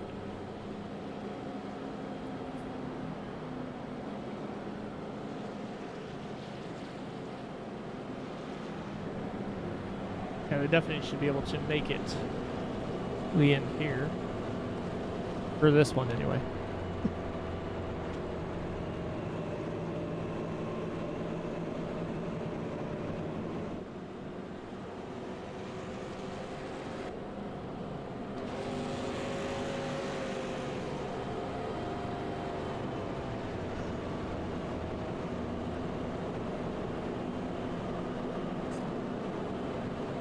Julian Ricci just came on the radio and said that his damage is minimal after flipping the car, and he's pretty excited about that. He's going to try to get himself a couple of extra points here on this last attempt, or hopefully the last attempt. It's attempt number 1 of 3. So we've got more tries if we need. And it's Daytona. So we might need him. Mike, I don't know. I know you don't do a lot of racing anymore, but I don't know if you've done a lot of Daytona racing. But something about this track just makes it seem more special to win at than anywhere else. Oh, definitely. And it doesn't really matter how long the race is either. Just winning at Daytona, you can just say, hey, I won at Daytona. I mean, I've won at Atlanta in photo finishes. I've won at Talladega. Daytona is one that I could probably count on one hand how many times I've won here in the over 5 years now that I've been on this service. You know, it's got to be like 6 or 7 at this point. I've come close. I had a NIS Daytona 500 race where I led 103 laps and got passed coming up off of turn number 4 and beat by 200s at the start-finish line. It was 6 years ago, and I still think about it. Yeah, that's why I said it doesn't matter how long the race is, because it's always that last lap that'll do you in almost every time. So the reason I bring that up, Mike, is because we can obviously only see one winner here. We're going to see some heartbreak. These last 2 laps here could be some of the most charged laps of racing that we see here. Because now it's 2 laps to go. Now you're in the pack. And now you have a chance to win Daytona. Yeah, everybody. Almost. Almost. But if you're Jeff Wills in 14th place and they wad him up in front of you down the back and you get through, all of a sudden you're top 5. Yeah. Like, obviously you're not going to go from 20th to first place and win this race here in the last 2 laps. That would be insane and unlikely. But if you can keep yourself in it, there's still time for other people to make mistakes. Technically haven't seen the big one yet. No, most of them have been, what, 2 or 3 cars? So.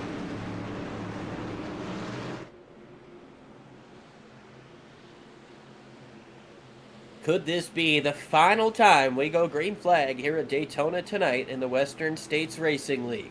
Ryan Steele's going to lead him down with Scott Patton to his outside. Green flag is in the air, and Bob Beltrami and Jacob Jensen both meet the loud pedal at the same time as Ryan. They're going to get clear of Scott Patton. The top 4 single file now as Bentley Glazer tries to get to the inside of Woods for 5th. And that is the most organized restart we have seen all night. Bob Beltrami not getting any air close to the rear bumper there. Jensen slides up to the high side in front of Patton. Patton goes to the middle. Woods trying to make his way. Lost a little bit there. Glazer going to push Patton here. Bob Beltrami all over the back bumper of Steele. Here comes Woods moving down to the inside of Jacob Jensen, getting 3 wide towards the back of this pack. But coming up off of turn number 4, it's all Ryan Steele with a push from Bob Beltrami. These guys coming through the tri-oval, they're going to take the white flag. We're coming back home to the checkers. Scott Patton on the outside, trying to take away the race lead. Bumping and banging on the bottom side, a little bit of separation, going to allow Scott Patton and Bentley Glazer their 2-car tandem. Here comes Bob Beltrami down on the bottom, pushing Ryan Steele. 1 up in the wall, 1 backwards. They're crashing in the back. Never mind. Side by side for 2nd place, but Ryan Steele has the race lead by just about a car length. Getting into turn 3, Shane Jensen all over the back of Bob Beltrami.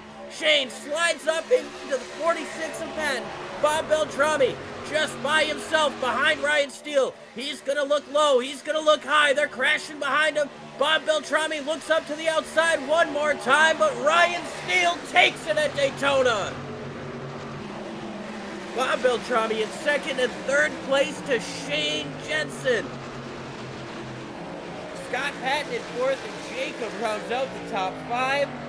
What an incredible run to the finish here at Daytona.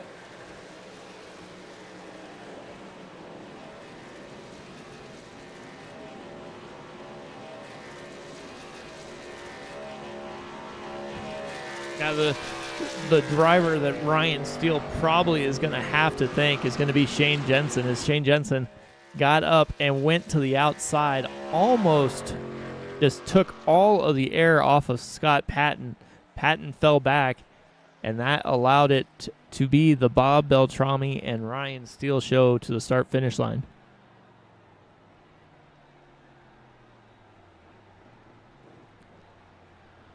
Ryan Steele at the start-finish line of Daytona.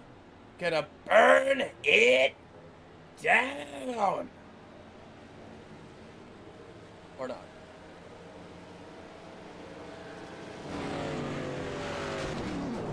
Oh. It's gonna get hit pretty good, though. That's one way to do it. Selfishly, that was one of my best burn it downs, and I'm kind of sad that he didn't. But Ryan Steele comes home with an incredible race win here. I'm going to be talking to him in just a moment here.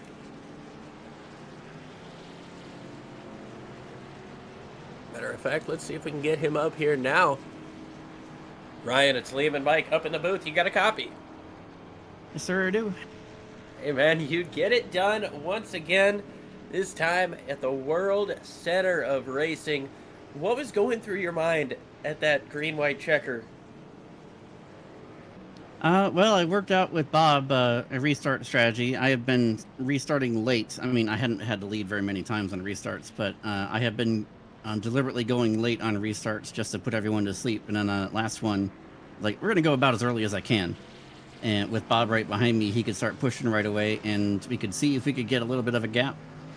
And in that last lap, I was just waiting to see if the outside run was going to come, and I was waiting to, like, well, am I going to try to block this line? And, you know, maybe Bob actually gets back in front of me and beats me, which would be just fine with me. Or do I just stay down here and hope? But it turned out I didn't have to make that decision. I never got there, and so we got the win. Well, before that second to last caution came out, I believe we got the restart with about 5 or 6 to go.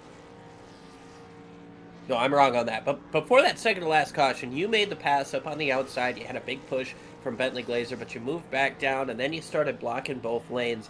What does it take inside of the race car, that mentality, to be able to block both lanes like that and hold on to a race lead in a truck package that is so conducive to side draft and pulling up on other trucks? Yeah, so that was not to plan, really. So I was trying to push Bob, but I was starting to overheat. I would have rather actually stayed behind Bob, but when it came down to it, they were starting to get a run on to us, and I was going to have to stop pushing because I was overheating, and I thought it would be better to be in front of that line than behind Bob and not pushing, because then we just get passed by everybody. I tried to get back in front of Bob, and then hopefully he'd get back up and push me again, but we didn't organize fast enough. And I actually didn't try to stop Bentley from passing me. I just wanted to be on the outside. So if he was going to cut below me, I'd be okay with that. I just didn't want to be stuck down on the bottom. So I kind of just committed to being on the top rather than trying to block both lanes there. Well, it definitely worked out in your favor, and you had yourself an incredibly strong night here today. You come home with the win. You started in 12th, so you had to come through the field, and you had an amazing pit strategy to help you get it done. Truly a team effort, so we want to know who helps you get it done on that number 12 machine. Who do you want to give a shout-out to for such a strong performance here with that Dog Bear Racing team? Oh, yeah. The Dog Bear team having the numbers today, it was kind of... I almost feel like whatever we decided to do was the right thing to do. But you know, with Bob and Wayne and Brian and Scott, you know, Ray, all these guys that we had in here, we kept on planning all of our pit stops to make sure we went at the same time. And then, like, there wasn't any particularly, you know, complicated setup to it. It was just, who needs a pit first? Okay, we're pitting now. And then every time it worked out in our favor, and you can't ask for any better than that. I tell you what, Ryan, you got it done here at Daytona. I can't think of any, well, I can think of one better place to get it done, but I'm an IndyCar guy, so that's why. Congratulations on the win, and I'm sure we'll be talking to you again sometime soon. Yeah, last week I predicted I was going to finish 9th. Well, technically the RNG predicted I was going to finish 9th. I guess it was wrong. Oh well. Oh man, I forgot to bring that up. You and the RNG said 9th. You were like, it's a crapshoot, but you were wrong. Yep. Yeah. Best way to All find right. yourself incorrect. But yeah, thanks again for joining us. Right. Hope to see you some more this season. Ryan Steele, your race winner. Getting it done here at Daytona. Now we got going to be second place finisher Bob Beltrami. Hey, Bob, it's Mike in the booth. How's it going, man? Good, Mike. Can you believe I'm up here talking to you guys? Oh, I kind of thought you were in line to get that win. You were sitting in the perfect spot, went out to make that move, and just came up a little bit short. But a heck of a race you guys put on out there. How is it racing with this lighter fuel load? You know, that's a good question. It seemed like the truck felt a little light at times, but it's tough to compare. I've been doing a lot of racing in the Cup cars lately, so you know it's hard to make that comparison. But yeah, I was hoping I was going to be able to keep her out front, but I started to overheat, and so I ducked out from Ryan there right at the last second, was hoping I might be able to come around him. But yeah, it was all about those late restarts. Yeah, those cautions that came out with a few laps to go. We did the math and thought everybody was good on fuel, so we figured we'd see some dynamite racing, and you guys did not disappoint. It's good to see you up here in the booth. Kind of a up and down day on track, but you wound up bringing home a P2. Who do you want to thank, and what do you want to say going forward as the season moves on? Well, obviously, congratulations to Ryan. He did a great job, and you know ended up taking home the trophy. So that's awesome. I was bummed out to see that Wayne Hutchinson ended up going from the pole and got caught up in some of the late race stuff. That was a bummer because I know that he was up near the front, and I was racing around him all night long. But my hat's off to just all the guys. I know Daytona and Talladega are tracks that you don't know what's going to happen.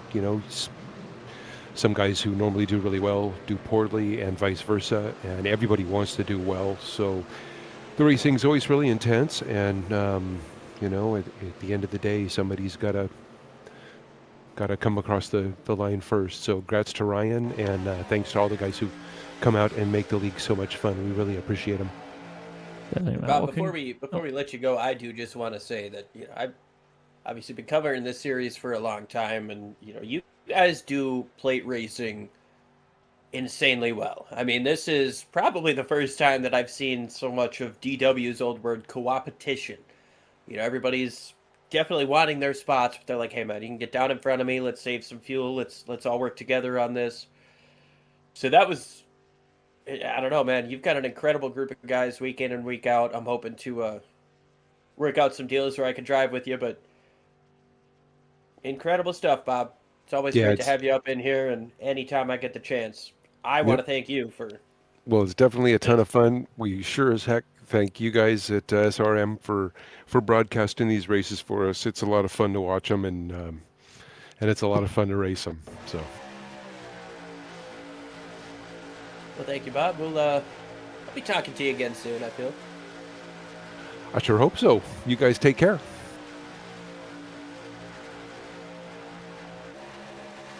All right. Sorry to steal that one at the end, but You're good, man. I love Bob. He's good stuff. Now we got Shane Jensen. Shane, we're used to talking to your boy up in the podium. This time you come home with a third place finish and an incredible drive in the last couple of laps here. Walk with us through that last couple of restarts. Yeah, these super speedway races kind of are a test of patience for the first 75-80% of them, and then got to get aggressive and fill the holes as you see them. And unfortunately on that last caution, I was involved in that, and I have to apologize to Julian, and Charlie Wiedner also got caught up in the aftermath of it. But I saw a hole there in the middle and a couple trucks up front, and I was hoping to suck up into that.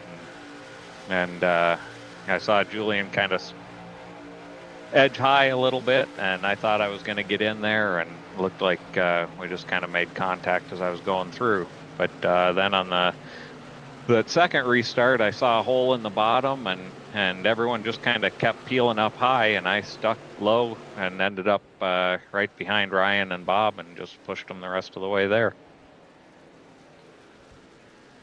Yeah, it seemed like you've been fast all day. You started, I believe, in the 6th position, and it was pretty rarely that you fell out of the top 10. Maybe one time on a pit cycle, but you were able to draft back up and get back up to the lead pack. What was it like being in a trailing pack like that, so determined to chase down the front runners? Well, yeah, like I said, so much of the beginning of the race is just kind of saving fuel and making sure that you're going to have the ability to race at the end. So just hanging out, and finally seemed to have figured out how to get on pit road without wiping myself and everyone around me out. So that's helped a lot. Be able to finish these races and stay up front. Got cycled back a little bit with about, I don't know, 10 laps to go after that last pit stop, and then yeah, just the seas kind of parted, helped me get back up where I had been most of the day. A lot of fun racing up towards the front. Well, Shane, we've noticed, I mean, ever since you and Jacob joined, we've noticed you just getting better and better and better. While we have you, what kind of tracks do you like? Where do you expect to shine moving forward in the season? That's a good question. I almost hate to say any tracks because then I'll go and lay an egg at that track, but Dover's been pretty good for me in the official races, so we'll see when we get there if we can have something for them. And already did Iowa. I was running pretty good there, and then ended up having an issue partway through the race. But seems like those kind of short to intermediate tracks seem to be where I can keep up a little bit better. Awesome stuff, Shane. We're looking forward to it. Before we let you go, who do you want to thank for such a strong run here at the World Center of Racing? Yeah, absolutely. You always have to start with thanking the good Lord, and number 2 better be my wife, because without her letting me this, I certainly wouldn't be here. Jacob spends a lot more time on the sim than I do, so he's given me a few pointers here lately. Keep improving, and I'm sure he'll be back in the winner's circle in no time. Yes, sir. Well, thank you for joining us, and I'm sure we'll be talking to you again soon. Maybe even at that Dover Motor Speedway in Victory Lane. Sounds good. Appreciate it. You guys have a good night. All right. Well, that's going to about do it for us here on Sim Racing Media. We obviously going to have to go through these finishing results here. Ryan Steele gets the job done over Bob Beltrami and Shane Jensen rounding out the podium. And we've got Scott Patton, Jacob Jensen rounding out the top 5, Bentley Glazer, Michael Milfelt Jr., Charles Woods, William Fletcher, and Jeff Wills in the top 10. Charlie Widener, Brian Barnes, David Weaver, Scott Kukas, and Julian Ritchie round out the top half of the field, followed by Dustin Burns, James Dewar, Earl Weaver, Wayne Hutchinson, and Justin Michael gets back on the lead lap, but can't much more than that. John Kenyon, Ray Partridge, Heath Smith, Wayne Fleet, Keith Kelman, Todd Miles, and Keith Hovda round out the finishers of this race, while Alan Bergen and Barry Phil unfortunately loaded it up early and either drove home or sat up in the stands. 29 drivers started this race, 27 finished, which is pretty impressive for a Daytona, Talladega, Atlanta, any sort of drafting style of race. But Mike, we were treated here tonight. Yeah, we definitely were. And after this, we have an off week next week, and then we're at Coda. So, oh boy, that's gonna be a fun time for these guys. Go from the biggest, baddest, most wide open track to one of the heaviest braking usage tracks. It's gonna be a bit of a change for these guys after a week off next week. Definitely is. Once again, we can't thank you guys. Sorry. Oh, go ahead. Once again, we can't thank you guys enough for tuning in here live and spending a Tuesday night here with us on Racing Media. The Western States Racing League always puts on a performance worthy of prime time, and we are just lucky enough to be able to show it to you guys. But final order of business is to quote Cletus and say, do it for Dale and be like Biff. And of course, to quote our good friend Tony, as you guys walk through the streets of life, please don't play in traffic. Have a good night, folks.